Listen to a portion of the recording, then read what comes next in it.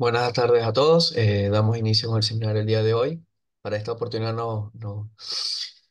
contamos con la presencia de la doctora Vanessa de Mier, quien se desempeña como investigadora asistente en el Laboratorio de Investigaciones Sensoriales de nuestro instituto y que en esta oportunidad nos va a hablar sobre el tema de aprender a leer y las variables que intervienen. Cuando quieras, Vanessa. Bueno, gracias Fabián. Bueno, gracias a los que están. Bueno, por ahí contarles un poquito, no alcanzo a ver a todos, creo que, bueno, em, yo trabajo bueno, desde que inicié mi investigación y como becaria en CONICET en el marco de la psicolingüística, psicología cognitiva y mi formación es en lingüística, ¿sí? Aplicada. Así que em, por ahí muchos de los conceptos a los que voy a hacer referencia, si les suenan por ahí ajenos, lo que se me interrumpen, me preguntan, porque la idea de esto es también poder socializarlo. Cuando hablamos del aprendizaje de la lectura, seguramente muchos de ustedes, bueno, estamos muy familiarizados con todas las dificultades que salen a la luz a raíz de los resultados de las pruebas estandarizadas. Y particularmente yo en mi investigación me focalicé en el desarrollo de una habilidad de la que voy a hablar, que es de la fluidez lectora, ¿sí? Que es una habilidad sumamente importante cuando pensamos en el aprendizaje de la lectura, porque justamente implica poner en juego los distintos subprocesos que se tienen que articular para poder desempeñarnos como lectores expertos.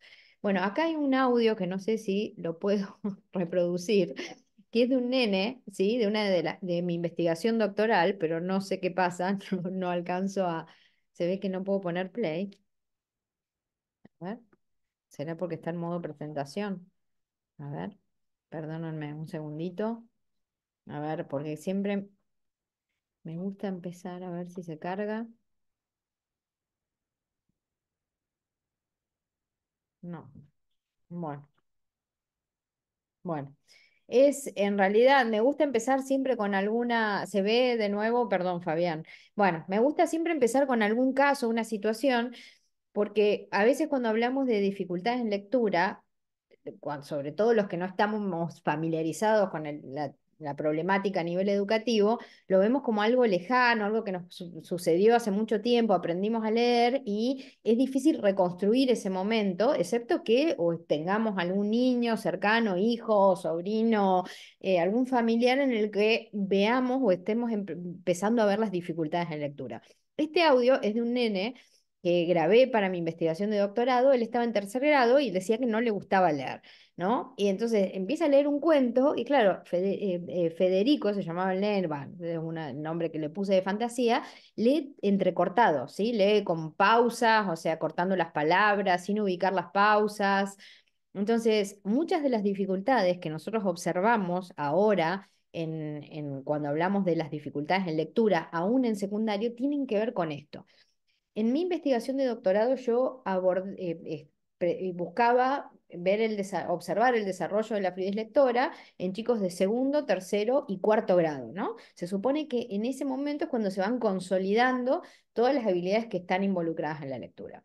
Bueno, y en realidad lo que yo veía es que había muy poca diferencia entre un grado y otro, ¿sí? Más bien encontraba un mismo patrón, como que había chicos que avanzaban en la lectura, o sea, por ahí lectura de palabras, con precisión y con cierta velocidad, pero que aún así no podían comprender. O sea, la variable que resultaba, digamos, más afectada en la lectura era la comprensión.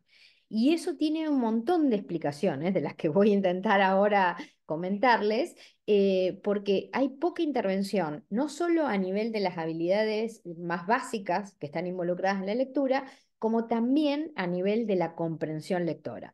Entonces, este resultado que yo, o sea, que en mis datos lo veo en primer ciclo de primaria, es en realidad el que se ve en las investigaciones, en realidad con los datos de distintas investigaciones que se han hecho sobre el sistema educativo en Argentina, ¿sí? Estos son datos ya del 2021, del 2022, publicados el 2022 por el Barómetro de la Deuda Social de la UCA. Y ya en ese momento, esta es una encuesta que se hace de manera aleatoria, o sea, pero con una muestra representativa en hogares de distintos sectores del país.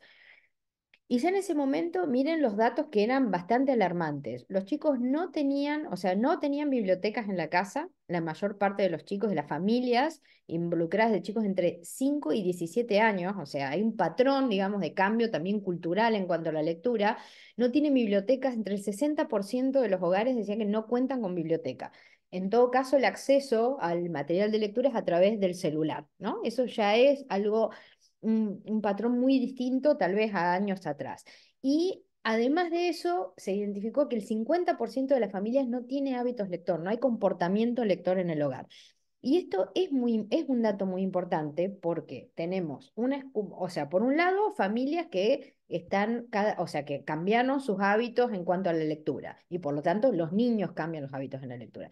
Y por otro lado, lo que sucede, o sea, este es un dato a nivel del contexto, ¿no? De lo que se llama a veces el entorno hogareño o el factor cuna, ¿sí? Eso por un lado. Pero por otro lado, las pruebas que se hacen a lo largo del sistema educativo también muestran que los chicos enfrentan serias dificultades para comprender textos, ¿sí? En el 2018 era entre el 55 y el 52%, ¿sí? Con resultados a nivel de recuperación de información explícita nada más en los textos, es decir, que pueden recuperar información que se presenta literalmente en los textos, y lo mismo, el mismo patrón, tanto en primario como en secundario, ¿sí? Entonces, este porcentaje ha ido creciendo con los años, a pesar de que en América Latina algunos países han mostrado muchas mejoras con intervención más sistemática, nosotros vamos cayendo en la curva de desempeño en todo lo que tiene que ver con lectura y comprensión. ¿Y esto con qué tiene que ver? Con esto, con que hay muchos chicos en Argentina que en tercer grado no aprenden aún a leer, o sea, no pueden decodificar. Y por otro lado, aún chicos que aprenden a decodificar leen a toda velocidad y sin focalizar la atención en la información del texto que están leyendo. Entonces, estas dificultades lo que ponen a la luz es, por un lado, lo que sucede en el sistema educativo, ¿no? Y ahí viene parte de lo que a mí me interesa de mi investigación. Hace muchísimos años que se estudia la lectura, ¿sí? Como proceso cognitivo. Desde los años 70, 80, que se empezó a abordar en estudios experimentales qué sucedía, digamos, cuáles eran los distintos procesos y subhabilidades que entraban en juego cuando leemos. Y hay muchísima evidencia, ¿sí? En los últimos años, con el auge de las neurociencias, tal vez algunos autores que si han leído notas en los diarios, seguramente recuerden, Stanislas Dehaene, que es un neurocientífico francés que empezó estudiando sobre todo la representación de los números y después se abocó al tema de las letras. Bueno, empezaron a aportar muchísima evidencia de lo que sucede, cuáles son las áreas del cerebro que se conectan cuando aprendemos a leer. Entonces, a este nuevo paradigma en el que confluyen las disciplinas que tienen que ver con la psicología cognitiva, psicolingüística, la lingüística más experimental, las neurociencias, se los conoce como las ciencias de la lectura. Es decir, que hay muchísima evidencia ya que muestra que nosotros cuando aprendemos a leer, o sea, primero que hay una diferencia en nuestro cerebro en cuanto a que nosotros nacemos preparados, ¿sí? O con cierta disposición para aprender a hablar, por eso decimos que somos un cerebro lingüístico, ¿sí? Pero para aprender el lenguaje oral, esa predisposición es para el lenguaje oral. No sucede lo mismo con el aprendizaje del lenguaje escrito. No nacemos preparados para aprender a leer y escribir, no hay una predisposición. Por eso se trata de un aprendizaje. La lectura específicamente es un aprendizaje que requiere práctica y un sujeto experimentado que vaya guiando explícitamente ese proceso. Hay, bueno, muchísimo estudio y evidencia sobre las distintas habilidades que intervienen, sobre todo en el desarrollo de estas conexiones que se tienen que hacer para transformar nuestro cerebro, digamos, nuestro cerebro parlante en un cerebro lector. Y esto tiene que ver justamente con conectar, ¿sí? Ciertas áreas que se reciclan del cerebro y que van a almacenar las representaciones de las letras con los sonidos, ¿sí? Lo que se llama el área del lenguaje con el área que les va a llamar, que Dean le llama específicamente la caja de las letras o la zona de las letras. Es una zona del cerebro que reciclamos justamente para poder reconocer de manera rápida y precisa las letras que vemos y relacionarlas con los sonidos de la lengua, que en definitiva es eso de lo que se trata el aprendizaje de la lectura. Por favor, si tienen alguna pregunta, no sé cómo está dada la interacción, pero pueden interrumpirme sin problema, ¿sí? En todo caso, que quieran alguna aclaración. Bueno, entonces, por eso, aprender a leer desde el punto de vista de la psicología cognitiva, las neurociencias, ¿verdad? Implica justamente desarrollar esas interconexiones. En la medida en que esas zonas del cerebro se van conectando, las zonas que almacenan las representaciones de las letras y las representaciones de los sonidos, o sea, de los fonemas de nuestra lengua, nos volvemos muy buenos en la lectura, ¿sí? Nos volvemos lectores expertos. Por eso, estas conexiones requieren práctica y una enseñanza explícita. Hay muchísimo para decir sobre esto, porque tiene que ver a veces también con nuestra lengua en particular. Nuestra lengua es una lengua que tiene un sistema de ortografía muy transparente, o sea, en el que casi las letras y los sonidos tienen una relación de uno a uno, excepto por algunas excepciones. Entonces, este proceso, si hay una enseñanza explícita y sistemática, lleva meses nada más. O sea, es decir, que todos los chicos podrían aprender a leer y a escribir en español en el transcurso del primer grado. O sea, no hay ninguna explicación científica para sostener lo que sucede, que haya chicos que avancen aún hasta sexto grado y no aprendan a leer y escribir. ¿Sí? Podría, o sea, si uno pudiera focalizar en una enseñanza que realmente esté basada en la evidencia, que es en parte lo que no está sucediendo en las aulas, podríamos aprender, o sea, o consolidar las habilidades de base que están involucradas en la lectura y también sucede lo mismo con la escritura en primer grado y luego avanzar en la consolidación de procesos más complejos, que ya vamos a hablar cuáles son justamente. Entonces, por eso decimos que aprender a leer requiere, en gran parte, tomar conciencia de esas estructuras que nosotros aprendimos en el lenguaje oral. Cuando hablamos de tomar conciencia, significa empezar a manipular, ¿sí? De manera explícita, algo que nosotros aprendemos cuando aprendemos a hablar, que son los sonidos o los fonemas que articulamos en nuestra lengua, ¿sí? A eso se le llama o se le conoce como conciencia fonológica. Si alguno leyó eh, últimamente algunas noticias sobre educación, vieron que hay mucho debate, sobre todo con sí, o este constructo, esta habilidad que es la conciencia fonológica. Algunos refieren a la conciencia fonológica como una metodología de enseñanza, pero en realidad es una habilidad que nosotros, por el hecho de aprender a leer y a escribir, ya desarrollamos, porque implica ser consciente, o sea, poder deslindar.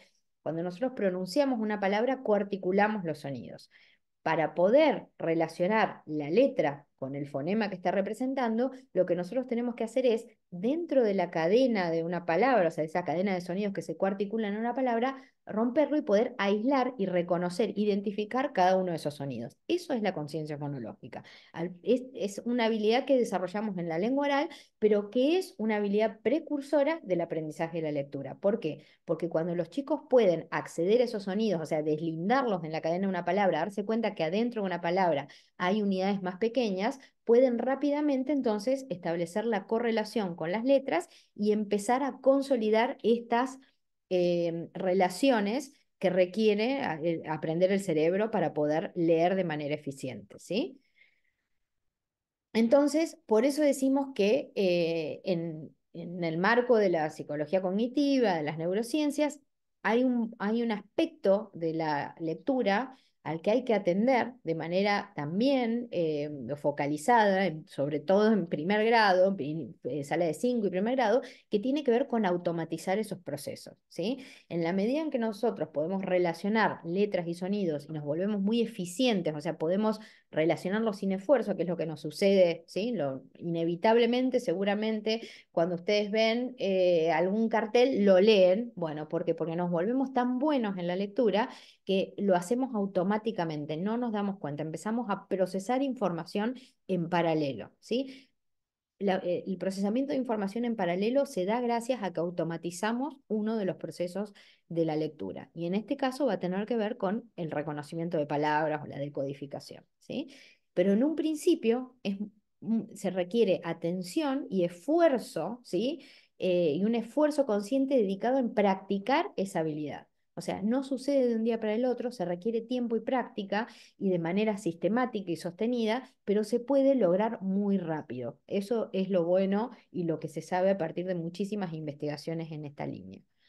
Entonces, en la medida en que vamos automatizando algunos procesos, empezamos a desarrollar en paralelo dos procesos que tienen que ver con la lectura, ¿sí? Con transformarnos en lectores eficientes. Uno tiene que ver con el reconocimiento de palabras y el otro con la comprensión. O sea, los lectores eficientes lo que hacemos es reconocer las palabras, es decir, acceder no solo a la representación ortográfica, sino fonológica y al significado de la palabra, relacionarlo rápidamente entre sí para poder ir estableciendo relaciones entre las unidades de información y poder comprender lo que estamos leyendo. Eso solo lo podemos hacer en la medida en que nos volvemos rápidos o automatizamos uno de los procesos y el proceso que se puede automatizar en la lectura tiene que ver con el reconocimiento de palabras o es el reconocimiento de palabras. La comprensión no puede automatizarse porque es siempre un proceso estratégico. Ya lo vamos a ver.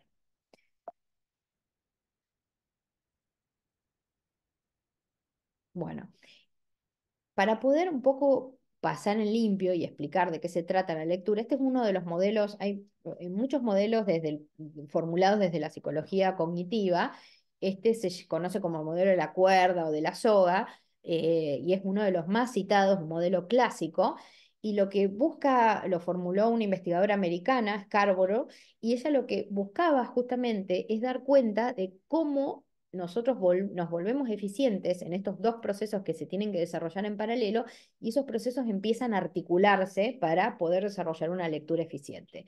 Em, entonces formula esta metáfora o intenta explicar la lectura a partir de esta metáfora que es la de la soga. La soga está compuesta a su vez por hilos, ¿sí? Que se van entrelazando entre sí. Entonces, su idea es, si nosotros pensamos en un lector eficiente, un lector experto, ¿sí? Le vamos a llamar después un lector fluido, lo que podríamos hacer es, si tuviéramos que empezar a abrir cuáles son las habilidades que se están articulando, que entran en juego para hablar de un lector fluido, tendríamos en una primera instancia como dos sogas que se van entrelazando.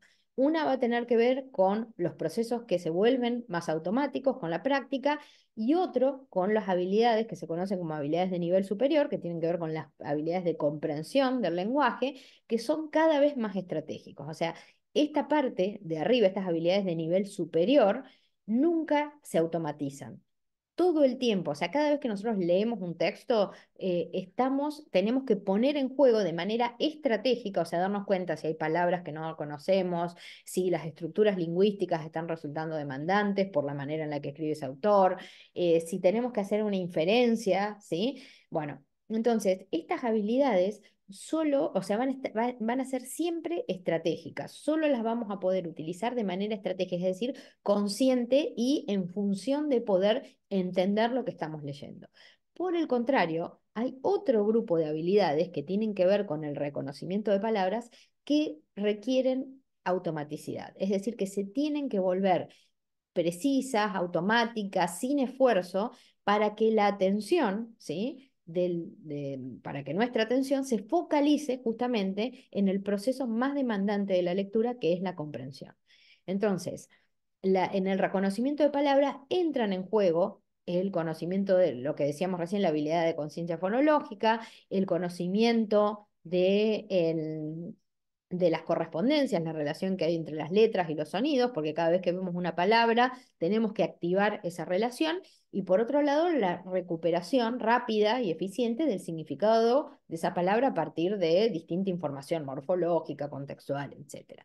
Entonces, y esto es fundamental, porque si uno de los procesos no se vuelve automático, siempre está como quitándole, ¿sí?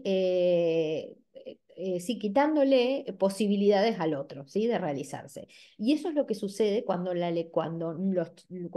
lectores no logran automatizar la decodificación en los primeros años del aprendizaje.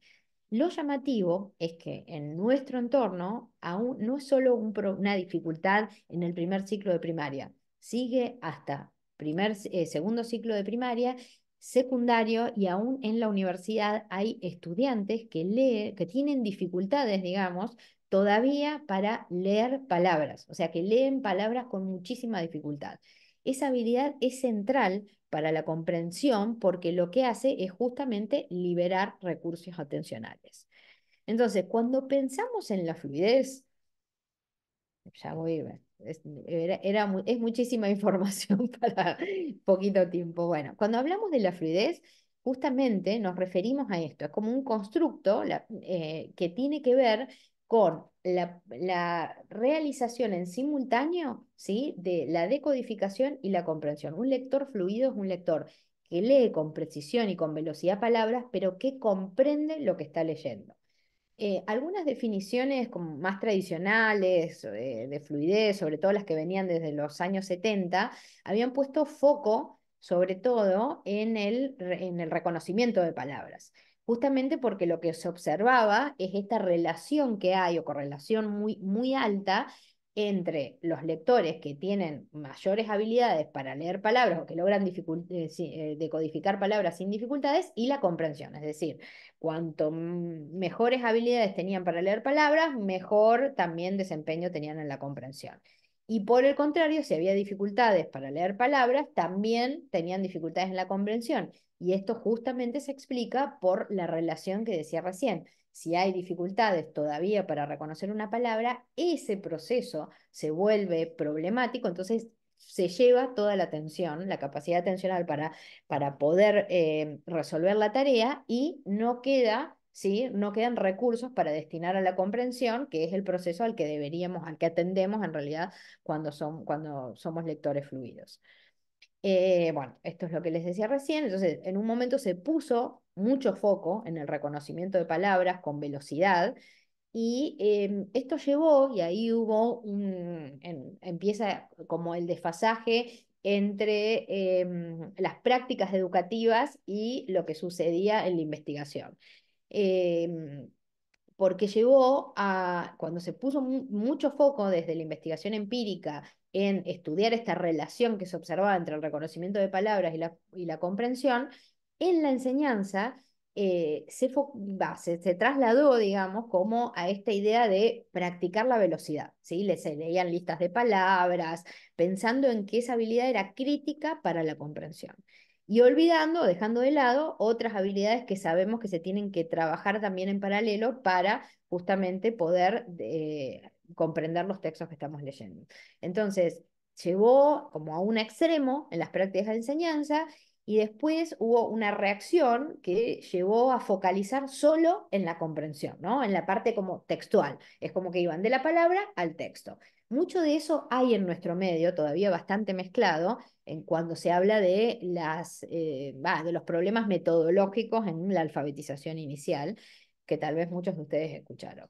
Pero bueno, el reconocimiento de palabras es sumamente importante porque justamente lo que permite es eh, liberar recursos atencionales. Los lectores eficientes, o sea, a nivel de la decodificación, también tienen mejores desempeños en comprensión. Y por el contrario, cuando hay dificultades para leer palabras, eso también interfiere en la comprensión. ¿Pero por qué? ¿Cuál es la relación que hay? Un lector que lee palabras de manera entrecortada y con dificultad, no puede sostener las unidades de información, entonces, por lo tanto, la comprensión empieza a verse como disminuida, ¿sí? Se ve afectada. Pero sin embargo, que un lector lea a toda velocidad no significa que va a comprender lo que lee. Entonces, en la medida en que pasó el tiempo y se empezó a observar que aun cuando se practicaba muchísimo la rapidez, la precisión para leer palabras, no se veía un impacto en la comprensión, se empezó a explorar nuevamente este constructo, que es la fluidez lectora, y se empezó a focalizar en un aspecto que está relacionado con el habla también, que es la prosodia. ¿Sí?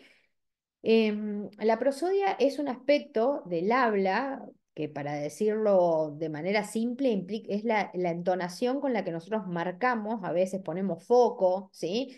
En determinados, por ejemplo, segmentos, o marcamos las interrogaciones, las afirmaciones con una distinta entonación que permite que la persona que nos está escuchando comprenda, a veces hasta pueda entender con qué emoción estamos diciendo, ¿sí? Tiene aspectos pragmáticos también la prosodia. Podemos hasta marcar el estado emocional con el que estamos diciendo una determinada frase, ¿sí? Entonces, este aspecto del habla está mapeado en el lenguaje escrito por algunos, por ejemplo, los signos de puntuación, el punto, ¿sí? Se termina una unidad de información, hacemos un pequeño descenso en la entonación, en los signos de pregunta, los signos de exclamación, las comas, pero no todo está mapeado. Como yo les decía, hay aspectos, ¿sí? Que solamente se pueden reponer, ¿sí? De esta entonación cuando nosotros leemos, en la medida en la que vamos comprendiendo lo que estamos leyendo, ¿sí?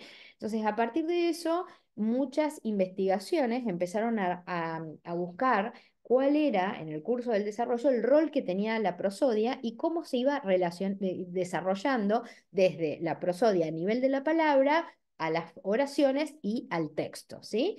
Bueno, es sumamente complejo ese estudio porque requiere a veces análisis preciso, ¿sí? Y de eso, bueno, hay bastante en el LIS, pero bueno, para ser sintéticos, o sea, no es todo las distintas variables que se relacionaron con,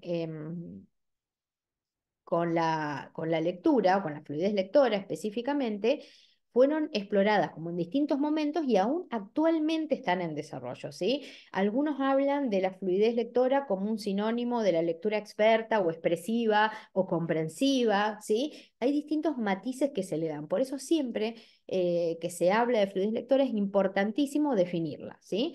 ¿Qué se entiende por fluidez lectora? ¿Se está hablando solo de la fluidez lectora a nivel de la palabra? ¿Se está hablando de la fluidez lectora a nivel de las frases, o sea, de las oraciones que componen un texto? ¿Se habla de la fluidez lectora en un texto y por lo tanto hay otros indicadores que entran en juego? Entonces, es muy importante definir cuál es el alcance que se le da al constructo. Muchísima evidencia ya hay sobre la relación que hay entre estas variables. Esto lo voy a pasar rapidito, pero la velocidad tiene que ver justamente con este aspecto que involucra el reconocimiento automático de las palabras, ¿sí? Poder decodificar una palabra sin interrupción, o sea, sin cortar la articulación de la palabra, con precisión. Leer la palabra sin cometer errores es fundamental para la comprensión porque puede hacer que si yo cambio a veces una letra, puedo hasta entender lo contrario de lo que quiere decir el autor que estamos leyendo, la prosodia, esta habilidad de la que hablamos recién, eh, y muchísima investigación, a esto quería llegar, aportando desde los años 70 a esta parte sobre el interjuego que hay entre todas estas variables. Pero hay un desfasaje muy grande entre todo el desarrollo que hay en las investigaciones, al menos en nuestro medio. En otros países hay muchísima más investigación aplicada y en el marco de la enseñanza, y lo que sucede en el aula, ¿sí?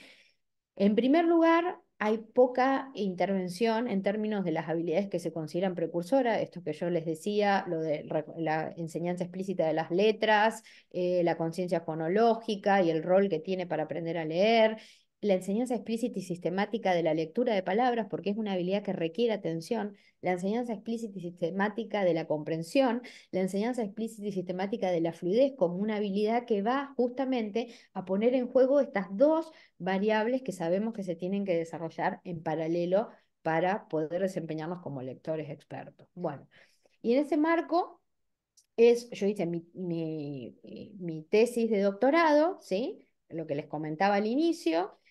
No me voy a detener en esto, pero fue en un estudio en segundo, tercero y cuarto grado, después las primarias, y la idea era observar justamente cuál era el desarrollo que se daba o el interjuego entre las distintas variables. Formulamos algunos modelos de ecuaciones estructurales y en líneas generales, para para dar cuenta de las dificultades, esto fue en el año 2014, que se publicó, que terminamos el análisis de los datos, pero lo que observábamos era mucha consistencia con investigación previa que se había desarrollado en Argentina y para el caso del español, ¿no? Un predominio de las estrategias fonológicas, es decir, del procesamiento fonológico, el rol que tenía la conciencia fonológica, la importancia de la lectura de palabras en texto como un indicador, esto que yo les decía en los distintos niveles, si vamos a medir la fluidez a nivel de la palabra, del texto, ¿sí? Entonces, cuando leemos palabras en contexto, esa correlación, a medida que los chicos van avanzando en la lectura de palabras en texto es un indicador mucho más preciso de la comprensión, o sea, correlaciona mucho mejor con comprensión, el vocabulario como una variable central en la comprensión, ¿sí? Y también en el reconocimiento de palabras, y toda la evidencia que indicaba ya el peso de la comprensión en la planificación de los rasgos prosódicos, que eso ya también venía todo de investigaciones anteriores, pero lo llamativo es que también veíamos un desfasaje a nivel de la comprensión entre textos expositivos y narrativos que se sostenía a lo largo de estos 3 cursos, al menos que observamos. Es decir, por un lado, un desempeño bastante bajo en comprensión, ¿sí?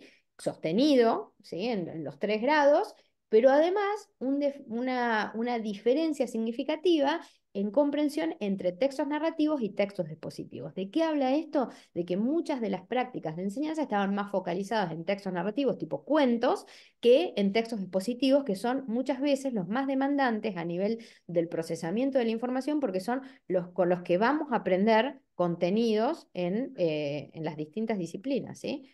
Bueno, y esto que les decía, bueno, un desempeño bueno, un poco más alto en la comprensión de textos narrativos que en expositivos, y muchas diferencias entre información, esto sostenido también entre textos narrativos y expositivos, entre información literal, o sea, que se presenta explícitamente en los textos, e información inferencial. La información inferencial es crítica para la comprensión porque es la que justamente requiere que nosotros pongamos en juego, o sea, relacionar nuestros conocimientos previos con la información del texto o información del texto entre sí, ¿sí? Como que hay información que nosotros tenemos que reponer y relacionar.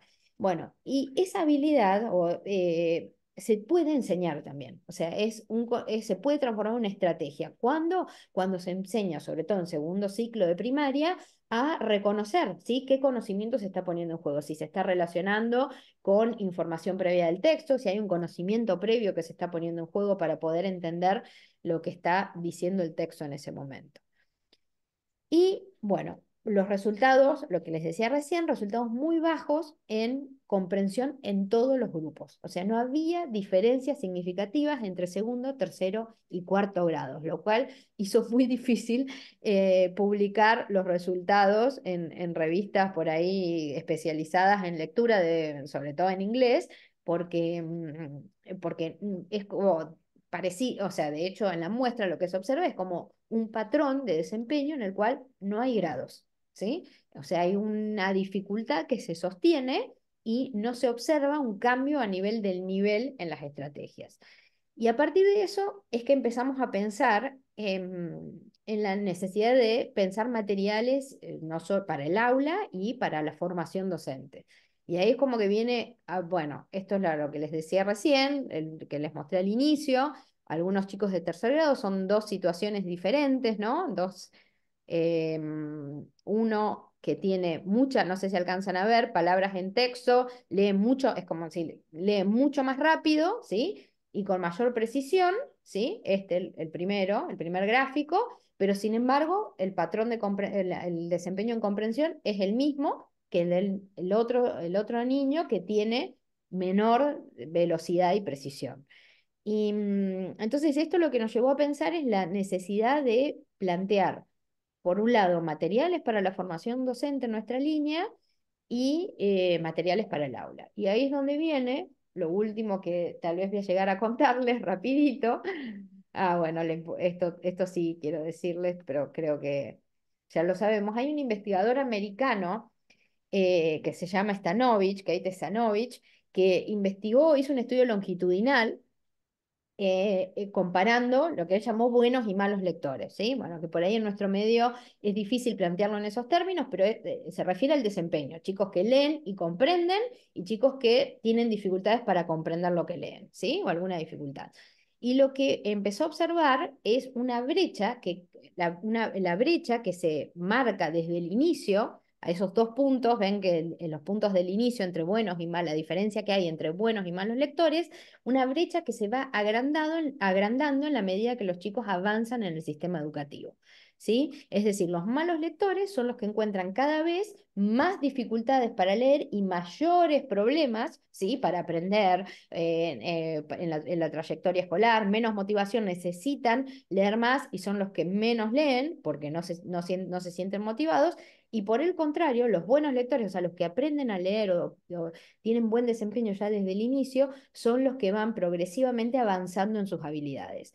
A esta brecha que él nada, observó en estudios longitudinales, muchos en distintas lenguas y sobre todo en el inglés, él le llamó el efecto Mateo en educación, ¿sí? Entonces es muy citado en todas las investigaciones en lectura porque justamente acá viene digamos, la problemática a la que hay que responder, ¿no? ¿Cómo hacemos para revertir esta brecha en educación? ¿Sí? Que vemos que no es que, o sea, si nosotros la enfocamos cuando los chicos están en segundo ciclo de primaria y de secundario, universidad, la brecha es mucho mayor. Cuando hay que revertirla es en los primeros grados. Primer grado es fundamental. ¿Sí? Y estas habilidades deberían ya estar consolidadas a fines de tercer grado.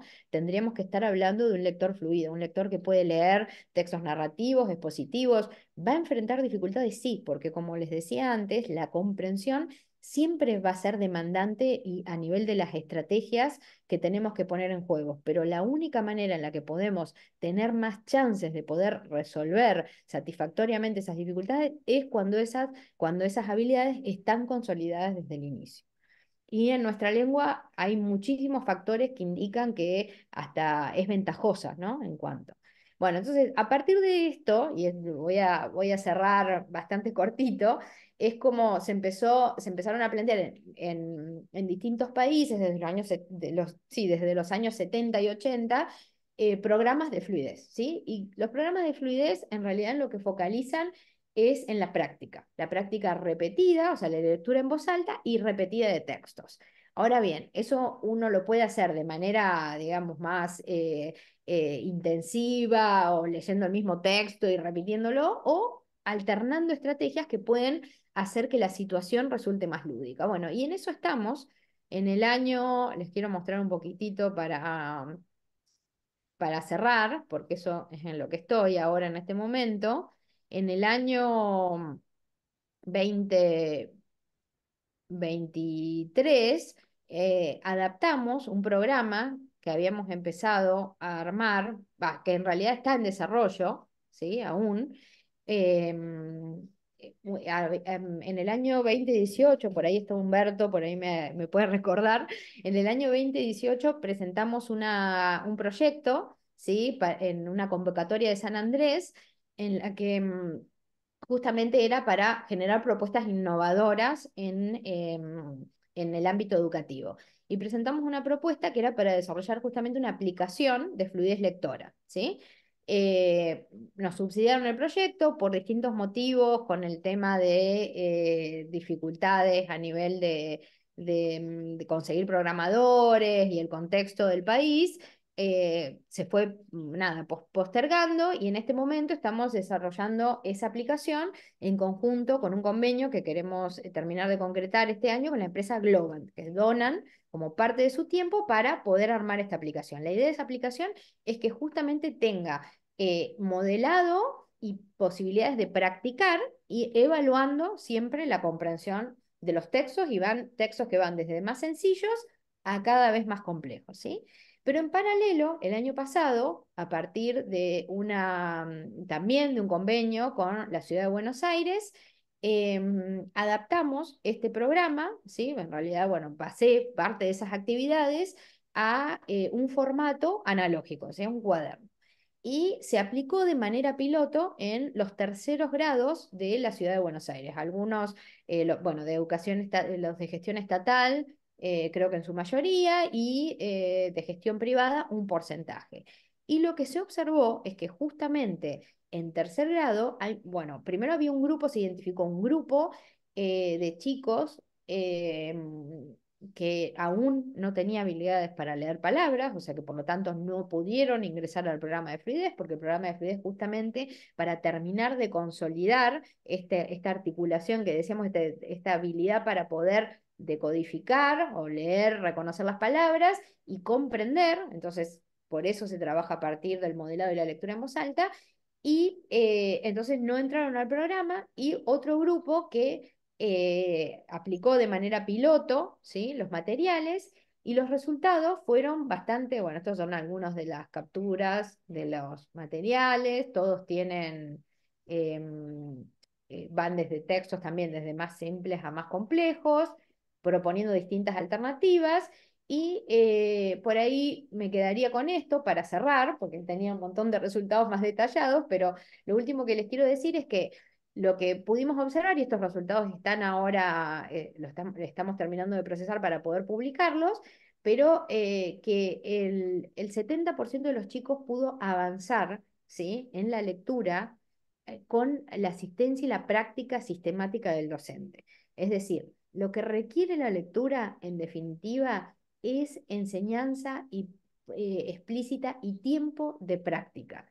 No es algo que sucede de un momento para el otro, y ahí es donde empiezan a entrar algunas dificultades que tienen que ver con lo metodológico, ¿sí? En nuestro medio se impuso muchísimo una metodología de enseñanza que era más bien de corte constructivista, en la que los chicos iban construyendo justamente, desde el modelo piagetiano, sus conocimientos y habilidades en relación con el lenguaje escrito. La propuesta es justamente hacerlo visible, hacerlo evidente, hacerlo explícito la enseñanza. Lo que observamos es que cuando se dan las oportunidades, se practica 2, 3 veces por semana la lectura en voz alta en un lapso de tiempo de 3 meses, 4 de intervención, los chicos pueden avanzar en la lectura y pueden lograr desarrollar fluidez, que es lo que necesitamos para poder desempeñarnos de manera independiente en la lectura, ¿sí? Y no son datos menores porque una vez que nosotros tenemos consolidadas esas habilidades, después lo que nos queda es justamente trabajar en un lector que puede ir teniendo experiencias con distintos géneros textuales y desarrollando estrategias para poder resolver esas dificultades que le van a presentar siempre los textos con los que tengan que relacionarse para poder aprender diferentes disciplinas. Bueno, eh, para cumplir, estos son datos, después si quieren se los paso, pero bueno, para cumplir con el tiempo y de manera general, hasta acá llegamos y muchas gracias. Mucho para contarles, pero espero haber sido sintética y clara. Gracias por Muchas la gracias, atención. Vanessa. Sí, No fue sé muy si hay interesante preguntas. y un tema muy importante. Perdón, Es interesante sobre todo por la actualidad. claro, muy importante también de la parte de la formación de todos, de los niños, digamos. Bueno, ahí ya me preguntan, ¿pasar a un modelo Sí, conductista? Bueno, no es conducta, eh, eso es, quiero preguntar.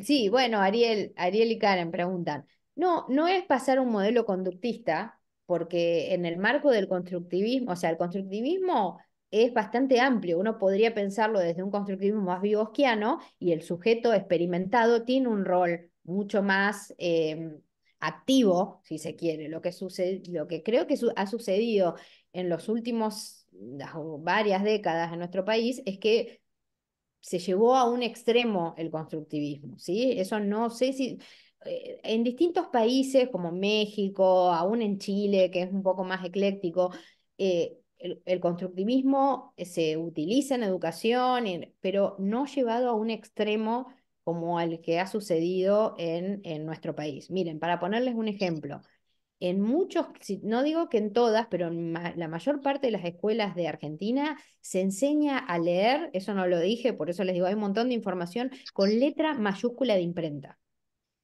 eso es un problema, porque imagínense un chico que avanza en sus habilidades de lectura y solo reconoce esto que yo les decía, solo tiene almacenado en, en la caja de las letras, o sea, como representación de lo que va a relacionar con el sonido es la imprenta mayúscula, o sea, esa tipografía. Cuando tiene que leer textos en la tipografía convencional que están en los diarios, revistas, libros, le genera una dificultad, no puede decodificar las palabras porque no reconoce solo la letra. ¿Sí? Entonces, yo creo que esto va más allá de si esto es conductista o no, es que hay una parte de la enseñanza que requiere atención explícita. Si a ustedes les parece que eso es llamarlo más conductista, no tengo problema, pero requiere atención explícita, eso es lo importante. Eh, Acá hay otras preguntas antes, Vanessa, si quieres te las digo. Sí, Ayer también preguntó si eh, con reconocer una palabra quiere decir conocer su significado. sí.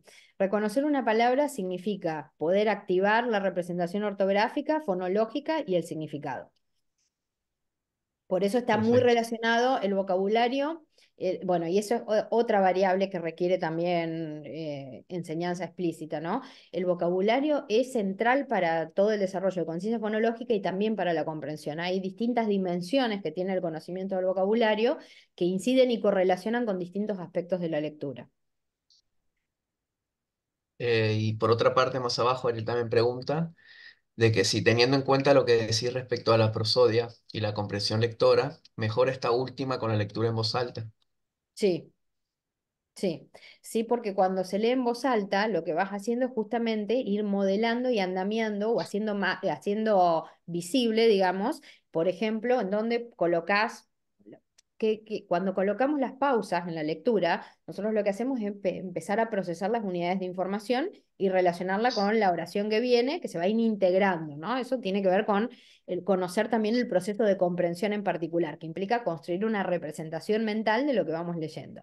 Esa representación mental es activa y dinámica, o sea, yo no me quedo como con una fotocopia, una foto de lo que leí, sino que necesito ir reconstruyendo en distintos ciclos, ¿sí? Esa representación a partir de integrar información. La prosodia, justamente cuando podemos ubicar las pausas, realzar, por ejemplo, de esto que les decía, el cambio en la entonación según, por ejemplo, la emoción de un personaje, lo que está sintiendo, lo que está pasando, me permite ir comprendiendo y consolidando esa representación. Entonces, está relacionada, justamente correlaciona muy bien con la comprensión lectora. ¿Sí? Por eso hay muchos Perfecto. programas de fluidez actuales que focalizan en la prosodia. Y luego Amalia pregunta, ¿usar textos con rima mejora la comprensión lectora? ¿Leer adivinancias más como un juego? La rima es buena, sobre todo en los inicios del aprendizaje, de la lectura, para desarrollar conciencia fonológica. La conciencia fonológica en realidad tiene como subhabilidades, ¿no? Entonces, a lo que tenemos que llegar, o sea, la rima es una, ¿sí? Reconocimiento de la rima, reconocemos un segmento de la palabra que termina igual o similar que otra, pero a lo que tenemos que llegar en las lenguas con sistema alfabético de escritura como el nuestro, es a relacionar un fonema con el grafema. A eso se le llama la conciencia fonémica. O sea, es como que lo que nos permiten los textos con rimas o las canciones con rimas, esos juegos que hacemos con los chicos desde muy pequeños, es empezar a desarrollar la atención a los sonidos de la lengua oral y empezar a aislar y a operar en segmentos. Después eso se va a tener que ir haciendo cada vez, digamos, achicando la unidad para identificar el fonema y relacionarlo con el grafema. Pero es una actividad muy importante. No es que correlaciona directamente con la comprensión, sino de manera indirecta, por las dudas, para Amalia. Y acá Ariel otra vez pregunta, ¿qué significa planificar el rasgo prosódico?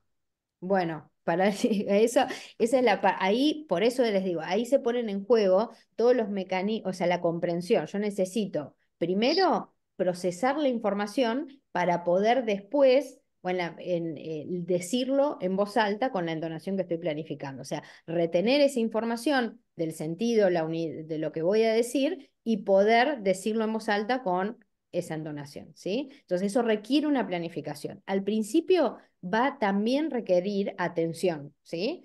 bueno, no puse acá los modelos de planificación de la lectura, pero hay uno que es el de Level, ¿sí? Que va como, pero necesitamos entonces primero tener la información, poder comprenderlo para poder ponerle el tono, eso lo que yo les marcaba, no sé si se explica. Yo necesito tener esa información y a partir de eso también planificarlo. Es como una relación recíproca. Por eso es la correlación con comprensión. Listo. Y bueno, ahora Liliana tiene una pregunta, si quieres hacerla. Sí, bueno, Vanessa, te felicito porque la verdad muy didáctico, un tema que no muchos de nosotros manejamos, inclusive el vocabulario, ¿no? Que es particular. Sí, Pero por bueno, eso yo decía, es todo un montón de no, información. no, muy didáctico. La verdad me pareció además muy interesante y más interesante aún todo este programa que estás desarrollando como para mejorar la fluidez lectora en los niños, ¿no? Porque creo que de alguna manera eso después repercute en un alumno universitario que no entiende lo que lee en una pregunta de examen, ¿no? Que eso, los que somos docentes universitarios lo vemos a diario y es como que cada vez se acentúa más que no entienden las consignas de las preguntas, ¿no? Mm, Yo te quería hacer una pregunta. Cuando vos hablas de caja de letras, ¿vos te referís a un área particular del cerebro o a sí. todas esas pequeñas áreas que están interconectadas entre sí, o sea, o un área en particular? No, la caja de las letras es un área particular. Bueno, ¿Y qué ahora no área tengo es? el área temporo-occipital, no me acuerdo exactamente la zona, pero ¿Lo que es está acá en cerca esta del área zona. de Sí, Broca? está conectada, mirá. A ver si te puedo mostrar la imagen de Dean. A ver. Es con lo que se va a tener que conectar. En realidad, hay un libro que les voy a recomendar, por ahí si les interesa toda esa parte de las neurociencias, que se llama El cerebro lector. En el cerebro Ah, lector, él desarrolla, porque él formuló esa hipótesis, ¿no? Lo que dice es, era una zona muy aguda en reconocimiento visual de patrones de líneas verticales y horizontales, que son las que justamente son los rasgos de distintivos de las letras, ¿no? sí. Entonces, acá está, esta, ventral occipito temporal, ¿sí? Por acá. Ah, ok. Y ves que se va interconectando. Esta es la zona que él le va a llamar, esta zona es la que o sea, no está destinada a reconocer las letras, por eso le va a llamar el Caja de letras. reciclaje neuronal. Lo que él propone es, era un área muy buena para procesar estos patrones visuales de líneas. Y lo que hacemos nosotros, como necesitamos adaptar nuestro cerebro a este sistema que está representando nuestra lengua oral, es usar esa zona, reciclarla para volvernos muy buenos, ¿sí? En la medida en que vamos aprendiendo, en el reconocimiento de ese objeto del mundo particular y especial que son las letras. No hablé acá en detalle, pero el reconocimiento de las letras es también algo que se tiene que aprender. En un principio los chicos procesan en espejo, o sea, ven la letra como una virome, que es lo que se llama, vieron que o sea, nosotros vemos los objetos del mundo y los vemos iguales, así estén acostados, pero si yo les pregunto a ustedes, ¿qué ven acá una virome? Así, una virome. En cambio, la letra no. La letra tiene Claro. una disposición en el renglón, en nuestro caso, de izquierda a derecha, de arriba a abajo, en otras lenguas va a tener otra configuración, ¿sí? Según los alfabetos o mejor dicho, sí, los sistemas de escritura, pero en nuestra lengua, ¿sí? Tiene una configuración particular. Entonces, lo que hacemos es volvernos expertos. Esa zona la reciclamos para volvernos expertos en ver a esa letra y directamente ya relacionarla con tono. No sé si se ve ahí, pero hay zonas del significado, las zonas de articulación y pronunciación, o sea, está todo interconectado en definitiva. En un Y es principio, eso va a bidireccional, requerir. ¿no? ¿Cómo? Es Es bidireccional. bidireccional Es esa comunicación. bidireccional. Por eso a veces se arma, por ejemplo, también esto llevó a discusiones, es súper interesante, porque en los modelos tradicionales de lectura o de reconocimiento de palabras se hablaba del modelo de doble ruta. Una que era visual, por el léxico ortográfico, y otra que era la indirecta o fonológica. Bueno, en realidad lo que se habla ahora, los modelos actuales, como que lo que hablan es de un modelo de triángulo, y es sobre lo que más se sostiene necesitamos, o sea, es inevitable, o sea, nosotros nos parece que no, pero en realidad cada vez que nosotros vemos una palabra escrita, no es que solo reconocemos la ortografía de esa palabra y accedemos al significado, sino que rápidamente estamos activando todas esas conexiones. No solo de esa palabra, sino también con otras palabras que, por ejemplo, a veces significan algo similar, algo parecido. Es como que tienen cierta activación. Por eso es todas estas interconexiones y por eso es muy importante trabajarlo explícitamente. En la medida en la que los chicos desarrollan vocabulario, todas estas interconexiones empiezan a estar activas y disponibles cuando las necesitan, por ejemplo, para producir un texto o para comprender. Y te hago Lo que otra es, preguntita sí. más. No se hace más lo que se hacía antes, al menos en mi época, ¿no? De hace muchos años, que en la primaria la maestra, o sea, tenían un libro y en voz alta te hacía parar y tenías que leer. Y a todos nos hacían leer y era una hora de lectura de todas las semanas. Eso no se hace más, no está más en los programas de estudio. Te pregunto porque no tengo hijos chicos, entonces no. No, Mi hija ya tiene no, 29, así que ya pasó por eso, pero ¿no se hace más de eso? Porque no, de lo alguna que manera eso ayudaría. no, bueno, ahí fue el tema que empezó, como que ahí se empiezan a anudar las cuestiones, se empiezan a generar, digamos, los cuellos de botella.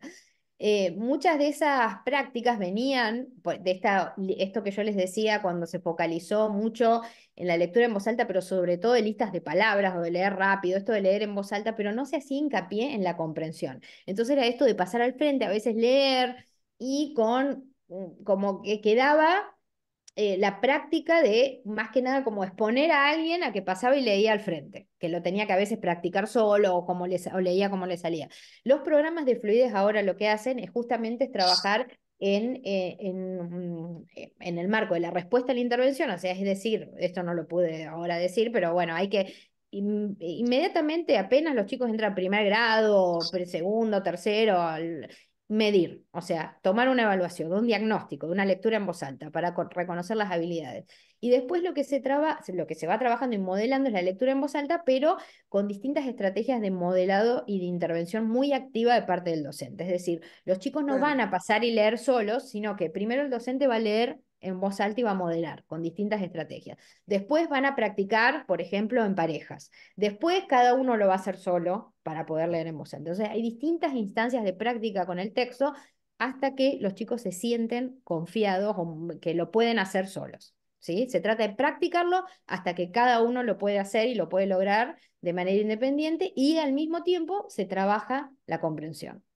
No se Y deja, eso digamos, se no es solo hace, leer en voz alta, sino hablar sobre el texto, hablar sobre las eso palabras. se hace efectivamente, No, lo hacen en no, las acá no. escuelas. No, no, Ah, no, no, no, no. Eso te hablo en los programas. Acá, en Argentina en general, la lectura en voz alta se dejó de lado por esto, porque era como una práctica que se la consideró bastante estigmatizante, esto de pasar y al frente y leer, o, ¿sí? Entonces, directamente no se lee en voz alta.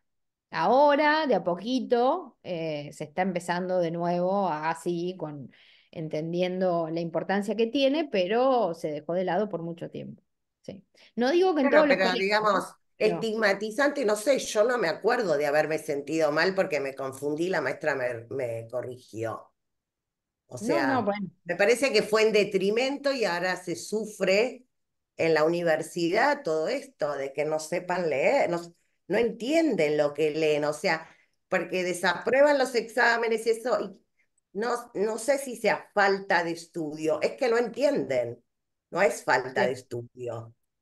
O No, sea, bueno, no, porque esperemos ahí que viene el otro mejore. tema. Claro, no, y es que ahí viene el otro tema, o sea, porque no se trata solo de leer a toda velocidad o de leer lindo, sino Claro, de poner la atención en el texto, porque si no, yo puedo estar leyendo y bla, bla, bla, y después no me acuerdo de nada de lo que leí. Entonces, la idea es, y eso también es algo que se tiene que modelar y trabajar en el aula, ¿no? Esto es poner la claro, atención, estamos pensando en este texto, a ver, no estamos hablando de cualquier otra cosa, estamos hablando de este. A veces también las prácticas de lectura llevaron a, a abrir camino, o sea, a dejar de lado también las estrategias de comprensión, ¿no? claro. Hacerlo explícito, sí, hay Muchas varias. gracias, Vanessa, No, y gracias a la verdad ustedes. muy linda tu presentación y muy didáctica. Ah, gracias. Eloísa creo que quería decir algo. Hola, Sí, Vanessa, sí, ahora mucho gusto. No, yo cortito, me tengo que ir a tomar examen. Yo confirmo esto siendo mamá de una del 2010 y otro del 2012, que sí, aprenden solo con mi imprenta mayúscula. Llegó un momento que me puse yo como que mis hijos no reconocían las imprentas minúsculas. Compré un coso que pusimos en el comedor de mi casa, no sé cómo habrá hecho el resto. Eh, Otra cosa que yo noto, bueno, lo del vocabulario también lo noto, ahora que se fue a un secundario más exigente, también le falta un montón de vocabulario, que es lo otro que ve Liliana, pero yo tenía cierta esperanza, vos no mencionaste nada. Entonces, para mí, lo que hay es un cambio, ellos leen mucho lo de los celulares. Sí, Claro, ellos pero están súper conectados y leen, tienen una facilidad de leer, o sea, es como que tienen una ansiedad de leer porque están acostumbrados a textos cortos, rápidos. Bueno, no sé, esa era si han hecho, si tenés algo enfocado a ese tipo de plataformas de lectura, que entiendo que implican mucho menos elaboración, o supongo, no sé, vos me dirás. Y lo otro que no mencionaste nada, que ellos tienen varios compañeros. ¿Qué pasa en la dislexia? Esto es algo, la dislexia es un problema permanente, es un tema de este desarrollo, es algo que nunca se va a arreglar en esos chicos, de eso no dijiste nada, no sé si es no sé, cómo se Ahora te enmarca en respondo. esto. Yo no trabajo específicamente en dislexia, pero ahora te explico. Lo primero que dijiste, lo de la lectura en pantallas, bueno, los textos digitales, hay toda una línea de investigación, después si quieren les mando, ¿no? De investigadores de la UBA, otro de la UCA, de Débora Burín, Gastón Saux, Nateri Razábal, que trabajan en el procesamiento, la comprensión de textos multimedia. Es sumamente complejo. La comprensión de textos multimedia, o sea, esto de aprender a partir, por ejemplo, de las búsquedas web, etcétera, requiere procesar información visual, gráficos, tenés textos que están compitiendo entre sí, entonces tenés que jerarquizar la información, o sea, que requiere un lector formado.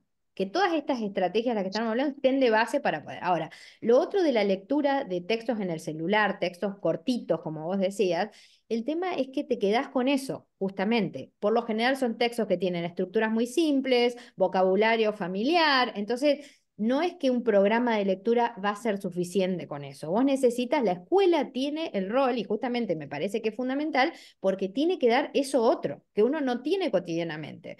Entonces, creo que es un error focalizar, cambiaron las prácticas de lectura. Entonces, está bien, o sea, nosotros estamos haciendo una aplicación, la idea es tener una aplicación que sea digital porque la tecnología puede facilitar ciertas llegadas, ciertas prácticas, procesos, seguramente, pero no tenemos que confundir, me parece, el árbol con el bosque, ¿no?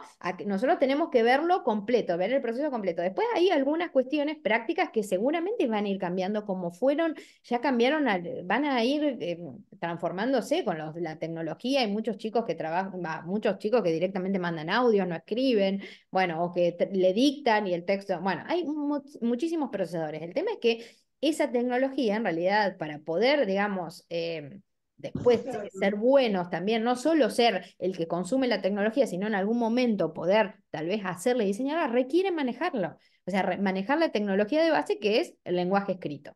Y después, con el tema de la dislexia, te respondo cortito, ¿no? Después, si querés, conversamos más. Con el tema de la dislexia, las metodologías explícitas y sistemáticas son sumamente beneficiosas para las dificultades en lectura. De hecho, esto de enseñar conciencia fonológica, las correspondencias de manera explícita, es lo que se hace cuando se detecta una dislexia. El Claro, problema pero que yo no entiendo tenemos, si eso es patológico o es porque, sí, o no, sea, es, ahora mi es hija tiene genético. unas compañeras, dos en el secundario que tienen dislexia, y yo no sé si, claro, no sé cómo Bueno, está ni definida la patología, no sé si es patológico o es algo en realidad de que no aprendió a leer, de esto que vos me estás diciendo, que le falta. bueno, ese es el tema. Eso es lo que sucede actualmente. O sea, hay un porcentaje más o menos establecido por los estudios de dislexia en distintas lenguas de un 3-4% de la población. No podemos tener 20% de dislexia, 30%. O sea, si el 30% de los chicos en cuarto grado no saben leer, es un problema de lo que se hizo antes y de que no se les enseñó. Entonces, no es dislexia. ¿Sí? Muchas veces hay profesionales que hasta terminan diagnosticando porque en el gabinete tienen la posibilidad de avanzar, ¿no? Con uno o con alguien que les enseña de manera más explícita y avanzan, pero no, esos porcentajes no son los que explican la dislexia. Y además, aun cuando haya dislexia, insisto, cuando hay una enseñanza explícita y sistemática, acompañamiento desde que se detecta, y además es muy importante detectarla tempranamente, no de manera tardía, porque si no también ahí hay un círculo de fracaso, de desmotivación que es terrible. Cuando se detecta de manera temprana, se pueden, o sea, y hay intervención, mm, hay profesionales, hay lingüistas que son disléxicos. Hay una lingüista en España que es disléxica. Se dedica de hecho a la dislexia, pero si vos, o sea, lo único que por ahí en lo que interfiere es que requieren cierto tiempo de procesamiento de trabajo con los textos, que tal vez alguien que no tiene dislexia lo hace un poco más rápido, pero no tienen dificultades de comprensión, no, es otra, así que eh, es beneficioso para todos en definitiva. Bueno, Listo. gracias. No veo más preguntas en el chat. No sé si alguien más quiere hacer alguna pregunta. Si no, damos como culminado el seminario. Ahí, Bueno, ahí justo gracias. Ana Gracias Lili hizo por el espacio. No, gracias a vos. muy lindo, Muy muy Y interesante. interesante. cuando quieran, ahí estoy en el noveno, lo que necesiten. Bueno, gracias. Gracias a vos, Vanessa. Muchas gracias. Bueno, Chau, chau. damos como culminado con el seminario. Gracias a todos por asistir y bueno, gracias Vanessa. Muy interesante, importante el seminario que diste. Un gusto. Chao, hasta luego.